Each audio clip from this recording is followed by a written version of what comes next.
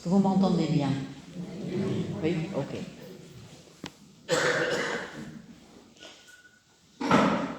Donc, ce synode sur la synodalité qui traîne en longueur et dont on voit très peu de résultats concrets dans les médias, au point que beaucoup de catholiques se découragent et se demandent s'il peut vraiment sortir quelque chose de neuf de ce processus. Nombreux sont ceux qui aspirent à une transformation profonde de l'Église, mais il y en a d'autres qui font obstruction à tout changement et qui rêvent d'un retour en arrière vers un hypothétique âge d'or de la chrétienté. Pourtant, ce changement est en cours. Il est indéniable, mais il s'est fait à petits pas. Et cela demande une observation fine pour le percevoir. Et il faut accepter que la transformation d'une vieille dame de 2000 ans, ça s'inscrit dans le temps long. Ce que je voudrais essayer de vous partager avec vous ce soir, c'est quelques exemples de ce qui change, comment les choses changent, dans quel but aussi, et donc qu'est-ce qu'on peut en attendre et pourquoi le pape, en fait, a besoin de nous tous pour, je dirais, transformer l'essai, puisqu'on est en Ovalie, quelque part aussi, non, dans ces régions-là. J'ai choisi de parler du synode à partir de mon expérience à la conférence des évêques. Je vais faire une petite relecture, je vais sortir 4 points qui m'ont frappé. 4 alors dysfonctionnements, c'est peut-être trop, enfin oui, peut-être quand même. Et je vous montrerai après comment ces mêmes points aujourd'hui sont discutés dans le synode. Il y a bien d'autres points qui sont discutés dans le synode, mais s'il faut reprendre la 40aine de pages du rapport de synthèse du mois d'octobre, je crains que vous vous endormiez très vite à la lecture de cela. Mais avant de vous parler de mon expérience, je veux vous signaler 2 textes très importants qui sont courts et vraiment, si vous ne les avez pas lus, je peux que vous encourager à les lire. Le premier texte, c'est « Marcher ensemble », un discours du 17 octobre 2015 pour le 50e anniversaire de l'institution du synode des évêques, donc le discours du pape François. Et déjà en 2015, il donnait les grandes lignes de cette église synodale dont il dit que c'est ce que Dieu attend pour le 3e millénaire. Il ne parle pas du 21e siècle, il parle bien du 3e millénaire. Il faut espérer que ça se mette en place quand même au cours du 21e siècle, mais voilà. Qu'est-ce qu'il dit? Il donne 2 grandes caractéristiques de cette église synodale. C'est une église de l'écoute, où chacun a à apprendre de l'autre et où tous ensemble on se met à l'écoute de l'Esprit Saint. Première caractéristique, écouter et apprendre des autres. Deuxième caractéristique, c'est une église du service, où personne n'est au-dessus de l'autre et où chacun se met au service de ses frères et sœurs. Et il cite à un moment donné l'évangile selon saint Matthieu, passage que vous connaissez, c'est au moment du lavement des pieds, où le Christ dit « Vous le savez, les chefs des nations les tiennent sous leur pouvoir et les grands sous leur domination. Il ne doit pas en être ainsi parmi vous. Si quelqu'un parmi vous veut être grand, qu'il soit votre serviteur, et si quelqu'un veut être le premier parmi vous, qu'il soit votre esclave. » Et le pape, ayant cité saint Matthieu, insiste pour les disciples de Jésus, hier, aujourd'hui et toujours, l'unique autorité est autorité de service, l'unique pouvoir est le pouvoir de la croix. Je vais revenir sur ces choses-là par la suite. Et le deuxième texte, tout aussi important, c'est la lettre au peuple de Dieu du 20 août 2018, toujours du pape François. C'est dans ce texte marque vraiment un changement sur 2 points. C'est dans ce texte où le pape fait pour la première fois le lien entre abus sexuel, abus de pouvoir et abus de conscience. Avant, on pouvait croire que les abus sexuels, que c'était des défaillances personnelles. Non, il montre bien qu'il y a toujours d'abord un abus de pouvoir et de conscience avant qu'il y ait un abus sexuel. Il n'y a pas toujours abus sexuel après un abus de pouvoir, mais que c'est lié. Donc ce n'est pas juste une défaillance, c'est vraiment toute la question de l'exercice du pouvoir qui est en cause. Et il dit que le cléricalisme forme le terreau de ces abus, et il définit le cléricalisme comme une manière déviante de concevoir l'autorité dans l'Église, qui peut être le fait des laïcs autant que des clercs. Et c'est là où il fait cet appel vibrant que Christine vient de citer. Il est nécessaire que chaque baptisé se sente engagé dans la transformation ecclésiale et sociale dont nous avons tant besoin. Il dit clairement, et c'est nouveau, que les laïcs doivent s'occuper de l'Église. Et jusqu'ici, l'Église était chasse gardée des évêques et des prêtres. Et vous comprenez bien que si la relation entre laïcs et prêtres et évêques doit changer, quand on veut changer une relation, il faut bien que les deux parties y mettent du sien. Donc, la transformation à laquelle le pape appelle ne peut pas se faire sans l'implication de chaque baptisé. C'est dans la suite de cette lettre au peuple de Dieu que s'est constitué ce collectif qui s'appelle aujourd'hui Promesse d'Église. C'est aujourd'hui 45 organisations très diverses. Ça va de l'Emmanuel au CCFD Terre Solidaire, en passant par des organisations, les mouvements de l'Action catholique, les apprentis d'Auteuil, le Secours catholique, etc., des grandes et des petites associations. Je peux en reparler après si vous voulez. Plusieurs de ces organisations auraient pensé que cette lettre du pape qui interpellait chaque baptisé ne pouvait pas rester sans réponse, et on essaye, tant bien que mal et très modestement, de voir comment on peut répondre à cette interpellation du pape François. Mais si je signale ces deux textes au départ, c'est garder en tête que dans l'Église, donc, l'autorité doit s'exercer au service des frères et sœurs, et que collectivement, nous avons peut-être développé une manière déviante de concevoir l'autorité dans l'Église, et que c'est ça qui forme le terreau des abus. Et gardez aussi en tête que cette crise des abus sexuels n'est finalement que la partie émergée de l'iceberg.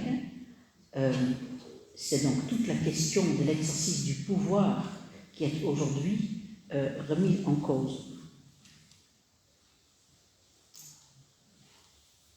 Il y a un autre problème avec l'autorité dans l'Église, qui n'est pas juste cette question de l'autorité. Quand il y a des abus sexuels, l'autorité a été exercée, bien sûr, a été détournée. Elle n'a pas été exercée au service des personnes, elle a été détournée pour l'ego ou au profit des pulsions des agresseurs. Mais il y a un autre problème avec l'autorité dans l'Église. Avant, l'Église avait une autorité morale quand elle se prononçait. Une autorité morale qui allait bien au-delà du cercle catholique. Et aujourd'hui, elle peine à se faire entendre dans les débats de société, et même chez les catholiques. Il y a une désaffection grandissante devant la foi chrétienne, et le nombre de chrétiens diminue au point de devenir minoritaire en France. Ce sont bien sûr des phénomènes complexes qui ne se laissent pas expliquer par une seule cause, mais ce qui les relie pourra bien relever de la question de l'exercice de l'autorité dans l'Église. En tout cas, les deux défis majeurs pour l'Église et auxquels le synode s'attaque, même si ce n'est pas résumé ainsi, c'est faire en sorte qu'il n'y ait plus d'abus dans l'Église et que celle-ci soit un lieu sûr pour tous, et faire en sorte aussi que le message du Christ soit audible dans la société du XXIe siècle. Donc, ça en arrière-fond. Bon, pour parler maintenant de mon expérience et après vous expliquer ce qui se travaille aujourd'hui dans le synode, voilà quelques mots sur mon parcours. Donc, comme il a été dit, j'étais avocate au barreau de Paris. Je me suis arrêtée parce qu'avec 4 enfants en bas âge, ça devenait impossible. C'est là où j'ai commencé à faire le caté et je me suis rendu compte que je ne connaissais rien à ma propre foi. Donc, je ne pouvais pas tellement supporter ça. C'est là où j'ai fait des études de théologie. Et un de mes anciens curés est alors devenu secrétaire général adjoint à la conférence des évêques, puis après secrétaire général. Aujourd'hui, il est évêque. Et c'est un peu par hasard que je suis comme ça arrivée à la conférence des évêques. Et j'ai aussi fait un passage à Bruxelles, à la COMECE, qui est la commission des épiscopats de la communauté européenne. J'ai eu la chance, moi, de côtoyer des hommes intelligents qui n'avaient pas de problème avec les femmes et qui avaient une vision très ouverte, très dynamique de l'Église. J'ai jamais souffert de misogynie, j'ai beaucoup appris, j'ai beaucoup reçu, j'ai rencontré beaucoup de personnes, dont quelques personnes vraiment hors du commun qui m'ont marqué à vie. Donc, j'ai pas eu de problème relationnel à la conférence d'évêques. Est-ce que j'ai rencontré le cléricalisme? Oui. Est-ce que j'en ai souffert? Non. Et je vous explique pourquoi. Moi, je ne me destinais donc pas du tout à travailler pour l'Église. Ce n'était pas mon milieu professionnel.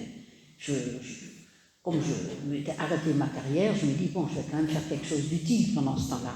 Et donc, faire un travail bénévole sans avoir vraiment de grandes responsabilités, ça me convenait très bien parce que ça me permettait de préserver ma vie de famille pendant ce temps-là et de faire quand même quelque chose d'intéressant et que j'espérais utile. J'espère toujours que ça a été utile. Mais ce monde n'était pas le mien. Je voyais des choses qui je trouvais bizarres, mais je ne m'y arrêtais pas. Un peu comme quand on voyage dans un pays étranger et qu'on se dit « Ah tiens, ils font ça comme ça, c'est bizarre, je ne ferais pas. » Mais bon, je dirais que c'est presque une première indication du cléricalisme. On ne se sent pas chez soi. L'Église, ce n'est pas chez nous, c'est chez eux. Là où les choses... Mais donc, encore une fois, j'avais d'excellents rapports et je fais ce travail avec plaisir et on ne m'entendrait jamais taper sur les évêques en général ou les prêtres en général. Je connais suffisamment qui font un job extraordinaire et pour qui j'ai le plus grand respect et admiration. Là où les choses ont changé, quand en 2009, donc, j'ai été nommée comme première femme directrice du service national famille et société de la conférence des évêques. Tout d'un coup, le poids de l'institution m'est tombé dessus. Une institution qui n'a pas été pensée pour donner des responsabilités aux laïcs, et certainement pas aux femmes. Avant moi, il y avait toujours eu des prêtres à ce poste, et petit à petit, j'ai découvert la séparation fondamentale qui existe dans l'Église entre clercs et laïcs. Mais il m'a fallu du temps pour en prendre la mesure, car les bonnes relations que j'avais au quotidien avec les évêques et les prêtres m'ont longtemps empêché de voir les dysfonctionnements institutionnels. Avec le recul, je retire 4 enseignements de cette expérience. La première, la parole d'une femme ou d'un laïc n'a jamais le même poids, la même autorité que la parole d'un prêtre. Seule la parole d'un prêtre ou d'un évêque engage l'institution. En matière religieuse, la parole des laïcs, hommes ou femmes, reste une parole privée qui n'a ni poids ni autorité. Elle ne l'a pas dans l'institution, mais elle n'a pas non plus dans la société. L'institution vous instille le doute et mine votre confiance. Vous avez constamment l'impression que quand vous vous exprimerez en public, vous ne direz jamais les choses telles qu'elles devraient être dites. Personne en particulier, mais tout le fonctionnement de l'institution dans son ensemble concourt à vous faire douter de vous-même, à vous faire croire que vous êtes incapable d'articuler convenablement le point de vue de l'Église sur tel ou tel sujet. Même avec des diplômes universitaires, parce que j'ai une maîtrise en théologie, même avec une solide expérience de vie, parce que quand j'étais nommée, j'avais 52 ans, quand même un bon nombre d'années de mariage, 30 années de mariage, 4 enfants, voilà. Et même donc parce que les évêques eux-mêmes avaient nommé en responsabilité, rien n'est fait. Votre parole n'a pas d'autorité. Dans l'Église, l'autorité est attachée à l'ordination. Et nous subissons là, qu'on le veuille ou non, les effets de cette séparation entre clercs et laïcs qui a été introduite par la réforme grégorienne. Et ça remonte à il y a 1000 ans. Les laïcs gardent dans l'Église, même après Vatican II. Vatican II est le premier texte, ce sont les premiers textes qui commencent à changer un peu cela, j'y reviendrai plus tard. Les laïcs gardent une fonction d'élèves et d'apprentis besogneux, obligés d'exprimer leur foi dans une langue et des concepts dont les clercs conservent la maîtrise. Et en disant cela, je cite Gérard de Foix, ancien archevêque de Lille, donc ce n'est pas moi qui l'ai inventé. Cette incompétence des laïcs pour parler de la foi a été complètement assimilée dans l'inconscient collectif. Parce que ça fait 1000 ans qu'on pense ça, si ce n'est pas plus. En témoigne l'attitude des médias. Un jour, il fallait envoyer quelqu'un dans une émission télé. Normalement, donc les médias s'adressent à la CEF, à la conférence des évêques, pour que tel ou tel évêque vienne parler. Généralement, il y a des évêques qui aiment parler dans les médias, d'autres qui n'aiment pas du tout, mais Généralement, on en trouve. Là, c'était sur les abus sexuels sur mineurs. Il y avait moins de volontaires déjà pour y aller. Et comme j'ai travaillé ces questions-là, on m'a dit, Monique, ce serait bien si vous puissiez y aller. Ok. Et voilà, c'est la télévision qui a refusé. Une femme ne représente pas l'Église. Il faut un col romain ou un mythe. Hein? La mythe ne va peut-être pas l'aider, mais donc les médias aussi ont complètement intégré qu'il n'y a qu'un prêtre ou un évêque qui a autorité pour parler au nom de l'Église. Donc après, vous dites ce que vous voulez, mais vous n'êtes pas compétente. Deuxième point, la place des femmes, des laïcs.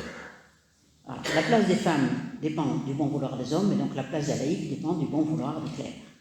Mais moi, c'est en tant que femme, puisqu'on a le 8 mars, un petit couplet sur les femmes.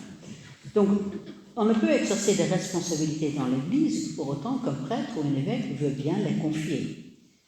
Vraiment, notre place dépend de leur bon vouloir, du bon vouloir des hommes. Alors, bien évidemment, il faut un discernement sur les compétences et les aptitudes d'une personne avant de lui confier des responsabilités dans l'Église. Mais il arrive qu'un changement de curé prive brutalement les laïcs de leurs responsabilités sans qu'il y ait eu une véritable évaluation de leur travail. C'est juste le fait du prince, on dira à du pouvoir.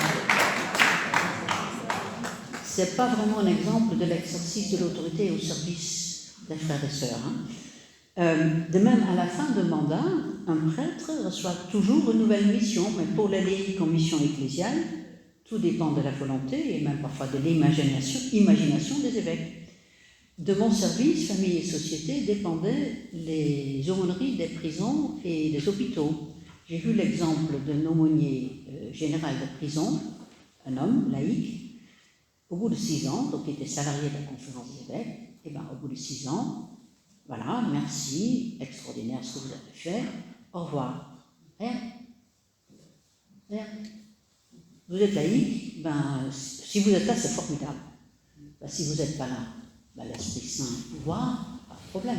Mais de réfléchir, alors, il se trouve que cet homme était enseignant, donc il a pu retourner, mais enfin, c'est la République qui vole au secours de l'Église, là, quand même. Donc, voilà. Donc, il manque dans l'Église une véritable politique des relations humaines qui suit l'évolution des personnes en responsabilité pastorale. Elle n'existe pas non plus pour les prêtres, qui souffrent souvent aussi de cela. Et cette bonne adéquation entre compétences et besoins de l'organisation, qui est aussi une forme d'exercice d'autorité au service de tous. Et il manque aussi toute forme de recours pour un laïc qui, après de longues années au service de l'Église, se trouve évincé pour incompatibilité d'humeur ou de divergence d'opinion avec son curé ou son évêque. L'Église garde un fonctionnement monarchique. Et la différence de traitement là, entre prêtre et laïc dans la relation de travail se justifie certainement pas au regard du droit du travail. Elle illustre encore une fois cette séparation bien réelle entre clerc et laïc qui semble aller de soi dans l'Église. J'arrive à mon 3e point. Le fait que l'autorité soit uniquement attachée à l'ordination crée un entre-soi. L'altérité, tant vantée par l'Église, est négligée en interne. L'Église défend toujours l'altérité homme-femme comme étant une richesse porteuse de vie. Je suis plutôt d'accord avec ça, je ne conteste pas du tout. Elle s'est opposée et s'oppose encore à toutes les initiatives qui minimisent l'importance du mariage hétérosexuel. On a encore des exemples récents là. Elle a accepté les lois concernant le pax et le mariage entre personnes de même sexe que contraintes et forcées. Cette altérité qui lui semble si vitale pour la société ne se retrouve pourtant pas dans son organisation interne. Et cela m'a particulièrement frappé la première fois où j'ai assisté à l'assemblée plénière des évêques à Lourdes en 2009. Les directeurs de service viennent au mois de novembre à Lourdes. Et en 2009, j'étais la seule femme et nous étions 2 laïcs. L'autre laïc était le directeur de l'enseignement catholique et c'était un homme. Et pour le reste, 120 évêques, tous hommes. Et il y avait les observateurs de la Coref, et dans les observateurs de la Coref, je pense qu'il y avait une religieuse. Alors, les rapports avec les évêques étaient courtois et aimables. Ce sont des garçons très bien élevés, il n'y a pas de problème de ce côté-là. Ce qui m'a surpris, c'est qu'ils ne se rendaient absolument pas compte de l'absence de femmes. Ils trouvent parfaitement normal que les affaires de l'Église soient traitées dans un entre-soi, sans l'apport de laïcs, sans l'apport donc de femmes, mais aussi sans l'apport de théologiens, n'interviennent pas davantage. Et puis, il y avait, et là je vais faire mon petit couplet féministe, chaque jour ce rituel étonnant où ces hommes se revêtaient de leur aube pour traverser le Gave sous l'œil admiratif des badauds et aller rendre hommage à la femme, la Vierge Marie dans la grotte, celle qui leur contredit jamais. Comme si l'hommage rendu à la Vierge Marie dispensait les évêques d'une confrontation à la présence réelle des femmes en chair et en os. Ajoutez à cela les célébrations liturgiques lors des assemblées plénières à Lourdes, où 120 évêques se tassent autour de l'autel, laissant les rares laïcs, principalement des femmes, occuper des bancs clairsemés d'une église quasi vide. Des images surréalistes, vraiment. La séparation entre clercs et non-clercs est particulièrement visible dans la liturgie, et pourtant, ils ne la remarquent pas. Et j'arrive à mon 4e point, une faible culture de dialogue. Ce manque d'altérité est peut-être un des facteurs qui explique la faiblesse de la culture du dialogue à l'intérieur de l'Église. Dans une assemblée de 120 personnes, le dialogue ne s'instaure pas facilement. À l'époque, les échanges correspondaient plutôt à des prises de parole juxtaposées. Alors semble-t-il qu'ils ont fait beaucoup de progrès depuis. J'y suis plus. Mais en tout cas, à l'époque, ça m'a beaucoup frappé. Ça manquait de débat, de fluidité, la parole avait du mal à circuler. Et en observant cette assemblée, parce que les directeurs de service sont tout en haut, bien séparés des évêques, bien évidemment, ça me devenait clair que ces hommes étaient tous pères, P-A-I-R, tous patrons et tous célibataires, et que cela colorait leur débat. Tous pères, P-A-I-R, veut dire qu'ils s'écoutent poliment, mais il n'y a aucune obligation d'aboutir à un consensus. La collégialité effective est souvent assez faible. Et lorsqu'à la fin de l'assemblée, chaque évêque retourne dans son diocèse, il redevient seul maître à bord. C'est là où ils sont tous patrons. Sauf qu'il n'y a pas de conseil d'administration ni d'actionnaire auquel ils doivent rendre des comptes. Enfin, comme ils sont aussi tous célibataires, il n'y a pas non plus dans leur vie privée des personnes à qui ils doivent rendre compte. Quand mon mari s'absentait une semaine pour un voyage à l'étranger, je lui demandais quand même si ça avait servi à quelque chose. Mais là, non. Lorsqu'il n'y a jamais besoin de rendre compte des décisions ou options prises, les lieux de dialogue font défaut. Et c'est là où l'Église garde ce fonctionnement monarchique. Et l'absence de culture de dialogue dans l'Église, à l'intérieur de l'Église, rend difficile le dialogue avec d'autres autres composantes de la société. C'est bien le problème de l'Église aujourd'hui, et c'est un des constats qui est vraiment massivement remonté dans le cadre du synode. Pour conclure cette première partie, l'autorité est donc attachée à l'ordination. Cela crée une séparation dans le peuple de Dieu. Il y a des expressions latines qui disent ça. On faisait la différence entre l'Église qui enseigne, l'Ecclesia docens, et l'Église qui doit apprendre, l'Ecclesia dicens. Donc c'est la clerc d'un côté et les laïcs de l'autre. On reste donc apprenant toute notre vie. C'est aussi ceux qui savent et qui ne savent pas. On réduit du coup la question religieuse de la foi à un savoir. Et ça crée donc une hiérarchie qui a donné à certains clercs un complexe de supériorité, pas à tous, soyons honnêtes, et à certains laïcs un complexe d'infériorité, pas à tous non plus, soyons honnêtes là aussi. Mais nous sommes tous enfants de Dieu, il y a entre nous une égale dignité baptismale. Et comme le dit le pape François dans cette lettre au peuple de Dieu dont je vous parlais tout à l'heure, le cléricalisme tend à diminuer et à sous-évaluer la grâce baptismale que l'Esprit Saint a placée dans le cœur du peuple de Dieu. Il y a donc avec le cléricalisme une distorsion, une déviation de l'autorité. Le mot autorité vient du verbe aucere en latin, qui veut dire augmenter, faire grandir. Exercer une autorité veut donc dire permettre à une personne de grandir. Et en Église, l'autorité doit aider les personnes à grandir spirituellement. Non pas les diminuer, les humilier, les mettre sous emprise ou en abuser, ni les infantiliser. On a beaucoup, dans l'Église catholique, les laïcs ont beaucoup été infantilisés. Les laïcs aspirent aujourd'hui à un autre modèle de relation au sein de l'Église, des relations plus fraternelles. Alors, qu'est-ce que le synode peut faire pour combattre le cléricalisme et assainir ce rapport à l'autorité et favoriser des relations plus fraternelles? Il ne s'agit pas non plus de supprimer l'autorité. Il ne faut pas non plus rêver de l'Église qui serait complètement horizontale. Il y a toutes sortes de situations où les gens doivent prendre des décisions. Mais entre un système monarchique où une seule personne peut tout décider, et alors il ne faut pas parler de démocratie en Église, ça fait très...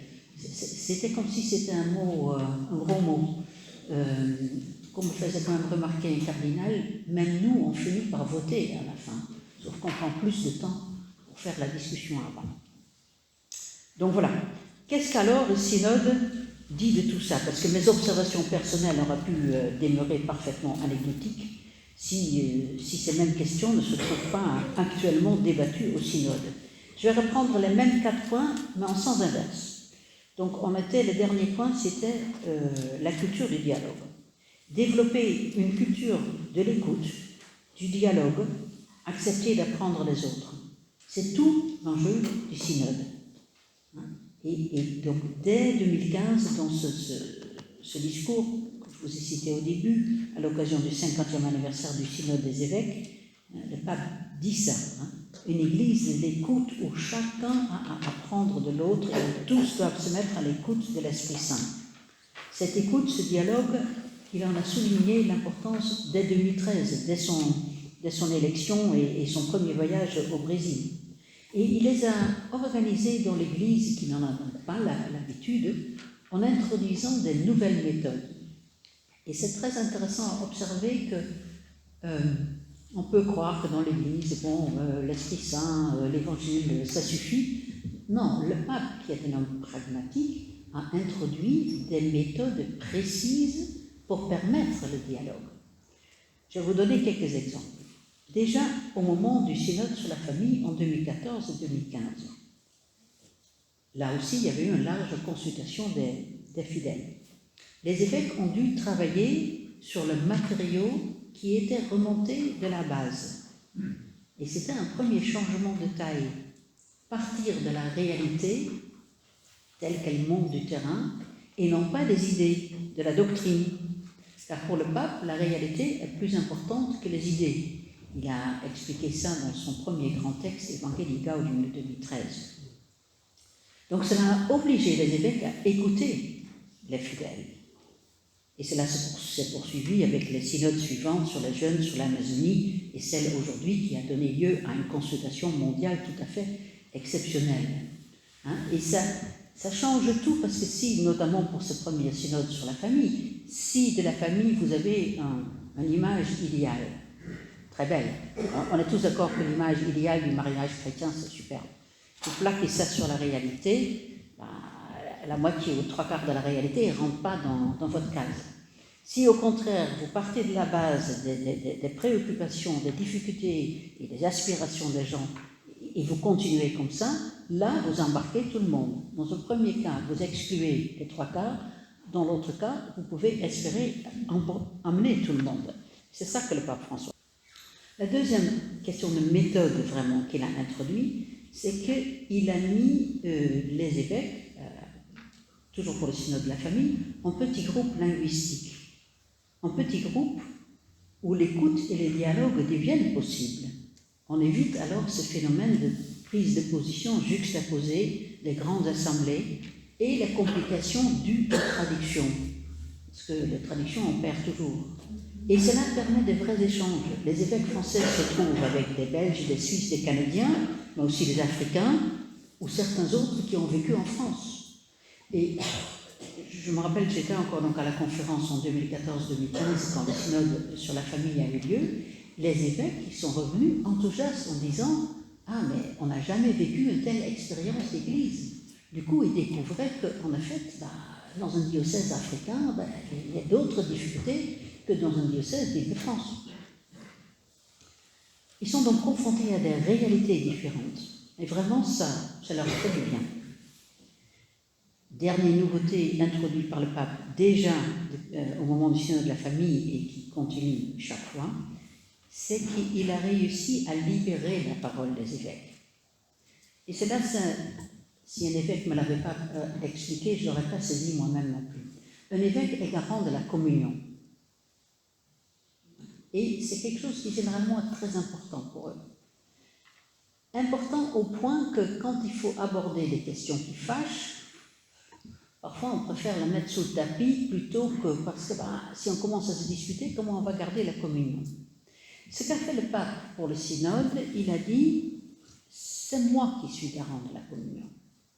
Le synode se déroule sous Petro et cum Petro, sous Pierre et avec Pierre. Vous, il disait aux évêques, je vous demande de parler avec franchise. Dites ce que vous avez sur le cœur. Je ne veux pas que vous repartez en n'ayant pas pu dire ce que vous avez à dire. Et moi, je me tais, mais je suis là garant de la communion. Et du coup, il a permis aux évêques de s'exprimer plus librement et d'aborder des questions, en fait, sur lesquelles on n'est pas forcément d'accord, sans qu'il y avait cette peur de briser la communion. Il a vraiment fait... Les synodes organisés par François, c'est un genre de formation permanente pour évêques. Mais le dialogue, il faut bien savoir, c'est un concept récent dans l'Église. Il a été introduit, le mot apparaît pour la première fois dans la première encyclique du pape Paul VI en 1964, Ecclesiam Suam. Et un vrai dialogue oblige de reconnaître l'autre comme interlocuteur et d'accepter aussi une attitude autocritique, d'accepter que l'autre peut aussi avoir des éléments de vérité et puis de chercher ensemble des solutions au service du bien commun. C'est pas facile un vrai dialogue, ni dans l'Église ni dans la société, mais dans l'Église, justement, les laïcs ne sont pas toujours considérés comme interlocuteurs encore par certains évêques ou certains prêtres. Le chemin synodal allemand a eu le mérite d'organiser un vrai dialogue entre évêques et laïcs. Et ils ont fait ça allemande avec un règlement très précis de quoi on discute et qui participe et comment on vote, etc. Bon, une nouveauté qui a été assez fraîchement accueillie en France et à Rome. Les Allemands sont allés trop vite et trop loin par rapport à Rome, mais n'empêche qu'ils ont fait un boulot formidable. Pourtant, c'est bien quand même en renforçant le dialogue à l'intérieur de l'Église, y compris entre hommes et femmes, que les catholiques peuvent se mettre au service de la société et du débat démocratique qui aujourd'hui est quand même difficile aussi.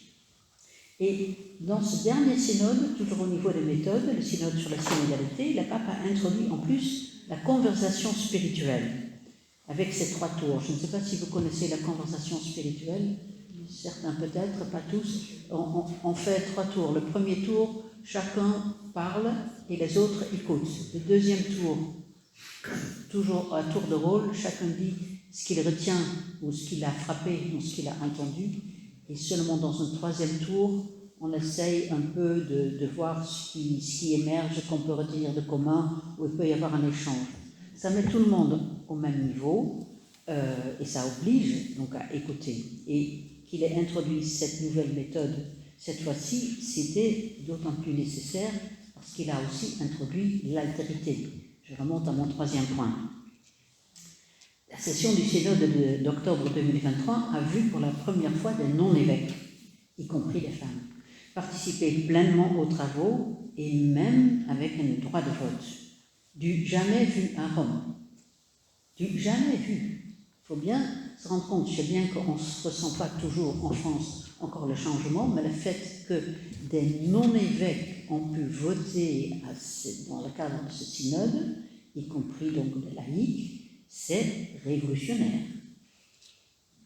Il y avait 364 participants, 365 avec le pape, les évêques représentaient un peu plus de 70%, et il y avait 99 autres religieux, religieuses, laïcs, dont 54 femmes.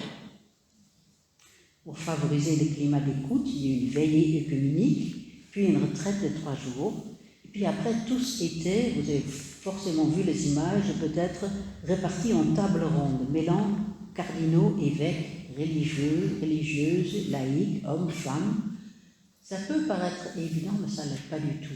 J'ai assisté à des réunions à Rome où vous avez au premier rang les cardinaux, puis les archevêques, puis les évêques, les auxiliaires, des prêtres, des religieux, des religieuses, puis alors là, quelque part, c'est très, très hiérarchisé. Et là, en étant en table ronde, ben voilà, il y en a qui n'ont pas aimé, hein, mais ils n'avaient pas trop le choix. Et alors, il y avait des facilitateurs pour aider à ce que la conversation spirituelle, avec ces 3 tours, se passe bien et que chacun pouvait s'exprimer. J'ai une amie qui était facilitatrice au synode, qui disait que ce n'était pas inutile qu'il y ait des facilitateurs, parce que pour certains, ça peut être difficile de dire qu'il faut écouter les autres. Très humain, hein, mais voilà. Est-ce que cela change? Selon un théologien français, François Audinet, le langage change. La large participation des femmes tout au long du processus synodal, ces femmes qui ont eu à cœur de retraduire les échos du terrain, a permis de sortir d'un langage abstrait, purement théorique, pour parler des questions et pour davantage introduire la réalité de la vie dans les échanges. Bon, ça c'était donc en octobre 2023. C'était certainement un exercice riche pour beaucoup, difficile pour certains, mais voilà, encore une fois, formation permanente des évêques. Reste le problème de savoir comment les décisions pourront être prises par la suite, parce que cette conversation spirituelle, elle est une très très bonne méthode pour que chacun s'écoute et pour faire émerger des idées, mais ce n'est pas une méthode qui permet de trancher. Donc il faut encore voir, ils n'ont pas encore décidé comment ils vont trancher, le synode s'invente au fur et à mesure aussi. Et l'autre question est de savoir à quel moment les théologiens pourront apporter leurs réflexions. On leur a demandé de travailler là, entre les 2 sessions, et donc comment ça pourrait se traduire en octobre 2024, on ne le sait pas pour le moment. Mais bon, cette première session était, avec cette phase d'écoute vraiment intense, était certainement nécessaire pour déjà remettre tout le monde au même niveau, pour casser cette idée de hiérarchie, hein, et donc écouter et apprendre les uns des autres. L'enjeu derrière ces 2 questions, à la fois le dialogue, chacun au même niveau, l'altérité homme-femme, laïque, clair. Quand l'accent est mis sur le dialogue et apprendre des autres, ça montre que la foi n'est plus considérée comme un savoir que les uns détiennent et qui transmettent à d'autres, mais d'abord comme une expérience, le fruit d'une rencontre. Et à ce moment-là, il n'y a pas que des sachants et des non-sachants. Chacun de nous a une expérience de sa relation avec Dieu. Et chacun peut en témoigner. Mais les catholiques n'ont pas appris à formuler avec leurs propres mots ce que la rencontre avec Dieu fait dans leur vie. Et l'enjeu du synode est là, c'est que la foi n'est pas, je ne dis pas que le savoir théologique, biblique, etc. n'a pas son importance. Il vient après nourrir notre foi, il nous aide à réfléchir. Mais la foi n'est pas d'abord une question de savoir théorique. La foi est d'abord une rencontre personnelle avec Dieu. Donc l'autorité ne peut dépendre uniquement d'un savoir théorique. Elle se base aussi sur un savoir expérientiel. Apprendre de l'expérience de Dieu et de la vie des autres, des plus pauvres, qui peuvent faire de superbes témoignages sur ce que Dieu fait dans leur vie, des femmes même, des victimes. Le rapport de la SIAZ a vraiment mis ça en valeur, comment on pouvait apprendre du témoignage des victimes.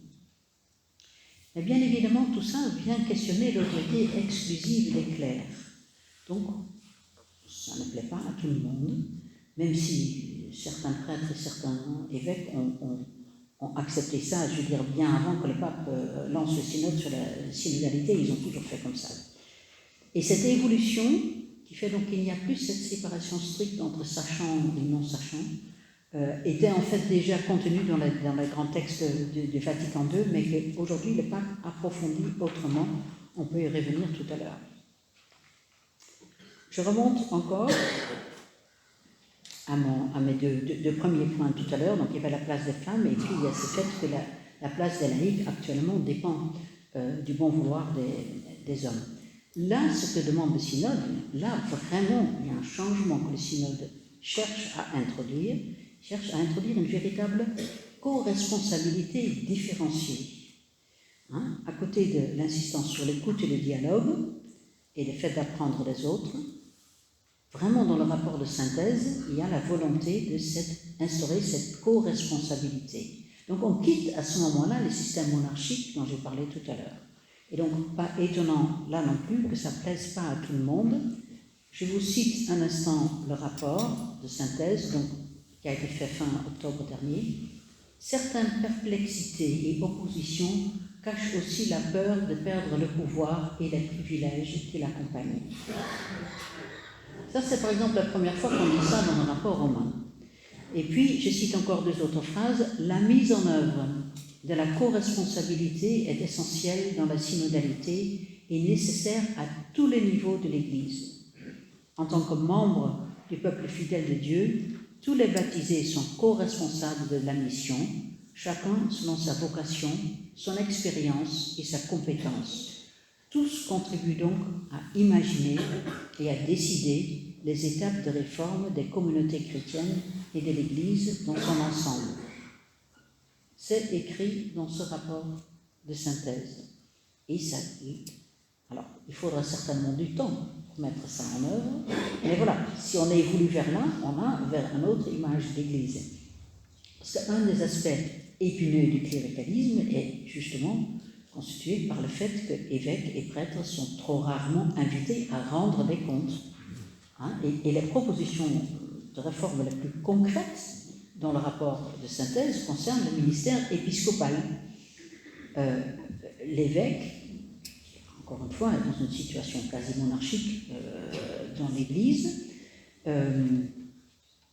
On trouve en fait dans le rapport final l'invitation à ce que les évêques rendent compte de leur ministère, adoptent un style de gouvernement plus collaboratif, et ils sont même appelés à être un exemple de synodalité.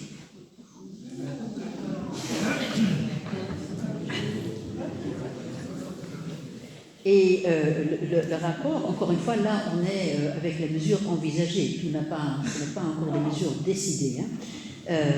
Donc on envisage aussi des adaptations canoniques pour que la responsabilité épiscopale soit partagée et donne naissance à une véritable co-responsabilité. Le document évoque même l'idée de dessaisissement des évêques de leur pouvoir judiciaire en matière pénale, ce qui représenterait un véritable changement de mentalité. C'est vrai que dans l'Église, même la séparation des pouvoirs, chère à Montesquieu, n'est pas appliquée. Quand il y a un problème, l'évêque il peut être juge et partie. Enfin, en République, assez aberrant. Donc voilà, il y a un certain nombre de pistes qui sont données. On laisse entendre aussi que dans les conférences épiscopales ou au niveau des continents, il pourrait y avoir un peu plus d'autonomie. À vrai dire, ça existe déjà, et on ne donne pas trop de publicité à ça. Comme à un moment donné, j'ai donc travaillé à Bruxelles, et je connais bien le cardinal de Kaisel, qui est l'archevêque émérite de Bruxelles-Malines. Lui, il y a quelques années, a écrit comme un genre de petite liturgie pour des couples de même sexe. Une prière que ces gens peuvent faire dans l'église, et la prière est accueillie par le prêtre, où il demande la bénédiction de Dieu, et une prière de la communauté qui les entoure pour aussi prier que Dieu accompagne ces gens sur leur chemin. Bon, alors, il a dû aller le défendre à la congrégation pour la doctrine de la foi, il a dû le défendre dans une réunion avec 18 chefs de dicaster, je ne sais pas quoi, donc il a dû aller mouiller sa chemise, mais ça a été accepté, et donc en Belgique, on peut le faire. Et ils ont prévu que si ça pose problème à un prêtre de faire ça, parce que bon, ça peut poser des problèmes, qu'il peut à ce moment-là demander à un confrère d'accueillir cette prière. Donc il y a des façons aussi de faire évoluer l'Église sans heurts et sans violence, en respectant, je dirais, la liberté de conscience des uns et des autres. Mais voilà, donc il y a des évolutions comme ça sur le terrain qui existent, mais dont on ne parle pas trop parce qu'il y a toujours des gens qui à ce moment-là vont protester. Je vous cite encore des petites parties de ce rapport qui me paraissent intéressantes. La transparence et la culture du rendre compte sont particulièrement importantes pour progresser dans la construction de l'Église synodale. Nous demandons aux églises locales d'identifier les processus et les structures qui permettent un audit régulier de la manière dont les prêtres et les diacres, avec des rôles de responsabilité, exercent leur ministère. Et après, pour les évêques, il convient de mettre en œuvre des structures et des processus sous des formes juridiques à préciser pour vérifier régulièrement la mission de l'évêque en ce qui concerne le style de son autorité, l'administration économique des biens du diocèse, le fonctionnement des organismes de participation et la protection contre toute forme d'abus. La culture du rendre compte fait partie intégrante d'une Église synodale qui promeut la co-responsabilité et peut prévenir d'éventuels abus. Nous demandons de rendre obligatoire le conseil épiscopal et le conseil pastoral diocésain et de rendre plus efficace également au niveau du droit les organismes diocésains de co-responsabilité. Voilà, donc dans ce synode, il y a quand même beaucoup de demandes de changer effectivement le fonctionnement de l'Église et notamment l'exercice de la co-responsabilité. On n'y est pas, on n'y est pas du jour au lendemain, il faut voir ce que 2024, ce qu'ils vont décider, mais la volonté y est. Et il y a également une demande sur les nouveaux ministères. Nous percevons le besoin d'une plus grande créativité dans la mise en place des ministères en fonction des besoins des églises locales, avec l'implication particulière des jeunes. Alors on suggère un ministère de la parole de Dieu, donc prédication pour les laïcs, ministère pour les couples qui préparent au mariage, et ministère de l'écoute et de l'accompagnement. Alors, on parle plutôt de ministère institué et non pas de ministère ordonné. Il y a là un autre problème et qui prendra certainement plus de temps à être résolu. Mais ça nous, on peut là aussi y revenir, c'est un problème particulier, ce qui nous amène du coup vers le rôle des femmes, parce que les femmes auraient droit à des ministères institués, pas à des ministères ordonnés. Mais il faut bien commencer quelque part. Revoir le rôle des femmes. Tout le chapitre 9 du rapport du synode est consacré aux femmes dans la vie et la mission de l'Église. Alors, tous sont convaincus qu'un changement s'impose. C'est la remontée de tous les continents, au-delà des différences de culture, donc pas seulement de l'Occident. Mais ce qui est très intéressant de noter, c'est qu'en Occident, les femmes interpellent l'Église en disant, écoutez, il y a un décalage entre l'Église et la société, qui en soi est sain. Je veux dire, l'Église n'a pas à s'aligner sur la société, mais son décalage par rapport à la société doit être fondé sur l'Évangile. Alors, en matière de responsabilité homme-femme, comment l'Évangile peut expliquer le fonctionnement actuel de l'Église? Voilà, question que posent les femmes en Occident. Mais dans les autres continents, où les femmes, souvent, leurs droits ne sont pas respectés dans la société, elles interpellent l'Église pour dire « mais qu'est-ce que vous faites pour que nous soyons mieux respectés dans nos pays ?» Donc, elle est interpellée de tous les côtés et tout le monde est d'accord pour que, donc, il faut renforcer à la fois leur présence, leurs droits, etc. Mais là, l'Église semble bien embarrassée pour trouver un moyen pour effectivement faire davantage participer les femmes aux responsabilités. Dans tous les chapitres, il y a des choses, on note des points de convergence et on note des questions et on fait des propositions. C'est, je crois, le chapitre où il y a le moins de propositions. Le rapport relève, comme les femmes ont une nature, une vocation et une destinée commune, très bien, que Jésus regardait les femmes comme des interlocutrices. On suive son exemple. Comme les femmes ont la même dignité baptismale, reçoivent les mêmes dons de l'esprit, sont appelées à exercer une co-responsabilité sans compétition à tous les niveaux de l'Église. D'accord. Que les femmes souhaitent partager leurs expériences spirituelles et réclament justice dans les pays où elles ne sont pas respectées. Quelles sont la majorité de ceux qui fréquentent les églises? Peut-être pas mal de le rappeler aussi. Après, je cite le rapport.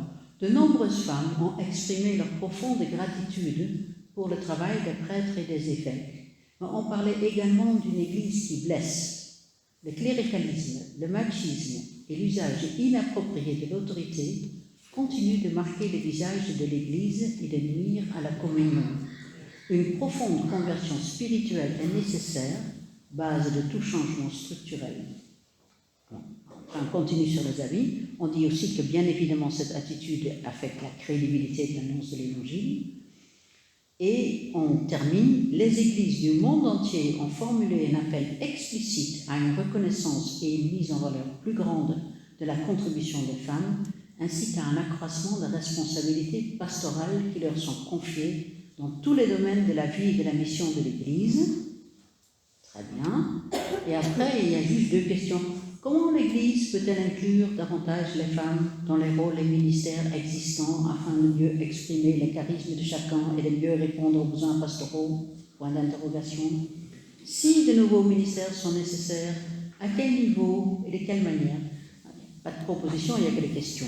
Mais bon, ce qui est nouveau, c'est que ces questions soient abordées, qu'ils soient écrits noir sur blanc sur un rapport qui émane quand même du Vatican.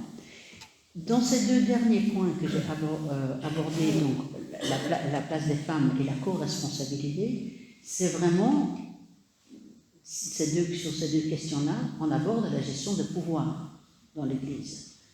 Les deux premiers, on était plutôt sur la foi, qui n'est plus un savoir, mais dont on prend aussi en considération le savoir expérientiel. Ici, on est vraiment sur qu'est-ce que le pouvoir en Église, et comment il est exercé, et comment peut-on faire en sorte que ce ne soit pas un système monarchique uniquement aux mains des hommes. En conclusion, parce que je vois que ça fait déjà un moment que je parle, et je vais commencer à fatiguer.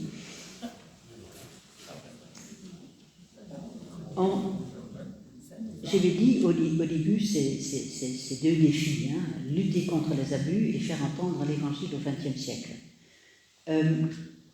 Pour ce qui est du pouvoir et de l'autorité, on n'en parle jamais en Église. C'est vraiment une nouveauté du pape François d'introduire cette notion du pouvoir. Dans l'Église, justement, on a tellement intégré ce que dit Jésus chez saint Matthieu et aussi dans d'autres évangiles sur « il n'y a pas de pouvoir, il n'y a que du service ». Alors du coup, on parle toujours de service. Mais si on ne dit jamais où est le pouvoir, on ne dit pas où est la responsabilité. Et donc on ne dit pas non plus où peut être l'abus. Si on reste dans ce genre de flou artistique, oui, tout le monde est au service des uns des autres, oui, mais là, quand on ne désigne pas le pouvoir, c'est pas le problème qu'il y a de pouvoir.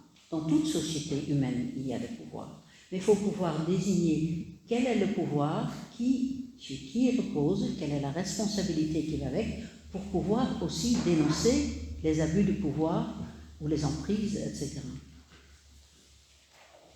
Ça, c'est une première chose, sortir des ambiguïtés. Autre problème, sortir de l'impensé que l'Église ne peut pas faire de mal parce qu'elle annonce l'Évangile. Ça, c'est beaucoup, je note ça chez beaucoup de catholiques qui n'acceptent pas ce qu'a dit le rapport de la SIAZ, qu'il y a un problème systémique dans l'Église qui est lié à l'exercice du pouvoir. Ils estiment que l'Église annonce l'Évangile, donc tout va pour le mieux dans le meilleur des mondes. Non, on peut annoncer l'Évangile et faire du mal aux autres parce qu'on n'a pas pris soin d'écouter les autres, ou parce que, par sa personnalité, ou par l'exercice du pouvoir, et même l'annonce de l'Évangile, je dirais, il y a, avec cette idée que l'Église, ce qui se disait avant, était une société parfaite.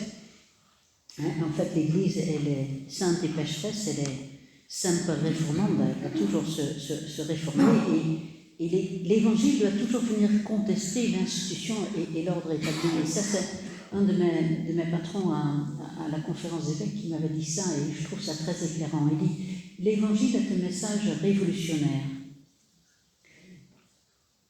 Une institution n'est pas faite pour gérer une révolution. Donc il y a toujours une tension. L'Évangile viendra toujours contester l'ordre établi parce qu'il y aura toujours des pauvres, il y a toujours des injustices. Et l'Évangile doit faire ça. Et en même temps, on a besoin de l'institution pour que cet Évangile se transmette, qu'il soit célébré, etc. Et donc, il y a une tension toujours entre le message de l'Évangile et l'institution qui peut toujours s'alourdir, devenir trop mondaine, etc. Mais donc l'institution doit accepter, elle aussi, de se laisser interroger par l'Évangile. Elle ne peut pas juste dire que l'Évangile est là pour interroger le monde. Elle-même doit se laisser interroger par et ce n'est pas toujours confortable, mais bon, voilà. On sait bien que l'Évangile n'est pas là pour notre confort. Prendre en considération aussi la vulnérabilité des personnes, des clercs, des laïcs. Ça va avec cette idée de la société parfaite et que du moment qu'on annonce l'Évangile, tout va pour le mieux dans le meilleur des mondes. Il y a des faiblesses humaines, il y a une vulnérabilité, on a tous nos vulnérabilités. Trop de discours de l'Église sont partis de cette idée comme si, en fait, société parfaite et que tous les gens étaient, invulnérables quelque part. Elle n'a pas pris en considération la vulnérabilité de ses propres prêtres, elle n'a pas pris en considération la vulnérabilité des personnes. Et puis donc, oui, changer cette culture de gouvernance, accepter de l'audit, de rendre compte, d'avoir des voies de recours. Aujourd'hui, il n'y a aucune barrière, aucun contre-pouvoir. Tout dépend de la personnalité de l'évêque et du prêtre. Ce qui fait qu'il faut rendre hommage à tous ces prêtres, à tous ces évêques qui, en absence de tout contre-pouvoir, exercent néanmoins de façon très évangélique la mission qu'il leur a confiée. Mais c'est trop dangereux de laisser tout dépendre de la personnalité de quelqu'un, parce que chacun peut avoir ses faiblesses, chacun peut aussi traverser des périodes difficiles dans la vie. Il serait normal qu'il y ait cette co-responsabilité différenciée, avec ce qu'elle demande d'écoute, de dialogue, de lieu de dialogue, d'accueil aussi de lanceurs d'alerte. Il y a un prêtre, Philippe Lefebvre, qui a écrit un petit livre « Comment tuer Jésus », qui a lancé l'alerte assez tôt sur certaines personnes qui avaient commis des abus, des prêtres qui avaient commis, très connus sur la place de Paris, qui avaient commis des abus, et il en a pris plein la figure, plutôt qu'on l'écoute. Donc, les lanceurs d'alerte, c'est pas toujours facile non plus. Et puis, donc, dans ce qui peut changer dans l'Église, c'est que il y a une vraie collaboration pour l'élaboration de la décision, même si, in fine, il y aura toujours un évêque ou un curé ou quelqu'un en responsabilité qui devra trancher, parce que, voilà.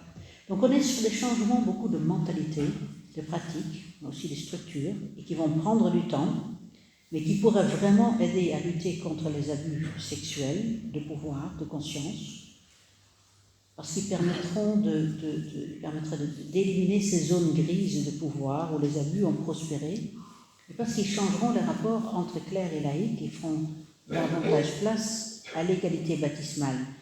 Mais je vous disais au début, il y a aussi un problème avec l'autorité morale de l'Église. Elle a été minée bien évidemment par les abus, mais la désaffection vient de plus loin. Est-ce que ces changements aideront aussi l'Église à retrouver son autorité morale dans la société et auprès des catholiques? Peut-être que pour cela, elle devrait même aller encore plus loin. J'ai évoqué au début cette réforme grégorienne qui date d'il y a 1000 ans et qui opère cette séparation entre clercs et laïcs. À l'époque, au XIe siècle, elle avait pour but de mettre de l'ordre dans l'Église et surtout de mettre fin aux interventions des rois et empereurs dans les affaires de l'Église, donc, qui se noue autour de la théologie des sacrements. Elle fait une première séparation entre ceux qui acceptent les sacrements, donc à l'époque il n'y avait que les catholiques, il n'y avait pas encore de protestants, et ceux qui ne peuvent pas les accepter, donc les juifs, les barbares, etc., donc, qui est dans l'Église et qui est hors de l'Église. Mais à l'intérieur de l'Église, elle fait une deuxième séparation entre ceux qui célèbrent les sacrements et ceux qui les reçoivent. C'est de là où vient cette fameuse séparation entre clercs et laïcs qui, après, au fil des siècles, a été, accentuée. Mais cette dernière séparation est aussi liée, donc entre clercs et laïcs, à la doctrine morale. Ceux qui célèbrent les sacrements vivent le célibat dans la continence. Ceux qui reçoivent les sacrements vivent leur sexualité dans le mariage sacramentel. Et si on ne fait pas ça, on a exclu des sacrements. Et donc, par les sacrements et la morale sexuelle qui sont liés, l'Église a exercé un contrôle sur la vie des fidèles. Et cette morale sexuelle s'est beaucoup développée hors sol, sans l'écoute des fidèles, sans l'écoute des femmes, qui sont peut-être quand même concernées aussi, sans laisser beaucoup de place à la liberté de conscience et tenir compte de l'autonomie du sujet tel qu'il s'est développé au fil du temps, particulièrement dans la seconde moitié du XXe siècle. Donc ce discours sexuel hors sol n'importe plus du tout l'adhésion de la majorité des catholiques et encore moins dans la société. Il n'est plus en mesure de guider la vie des fidèles et qui n'accepte plus la verticalité de cette autorité vaticane. Alors, oui, certainement, cette égalité baptismale qui figure déjà dans Vatican II devra se traduire dans une vraie fraternité effective. Et voilà, je peux donner des exemples où de temps en temps ça marche. De temps en temps, l'Église arrive justement à on voit que là où elle se fait entendre, c'est quand elle s'arrive à mettre dans un rapport beaucoup plus fraternel et non pas ce rapport vertical par rapport au monde. On peut prendre l'exemple, par exemple, de Laudato Si.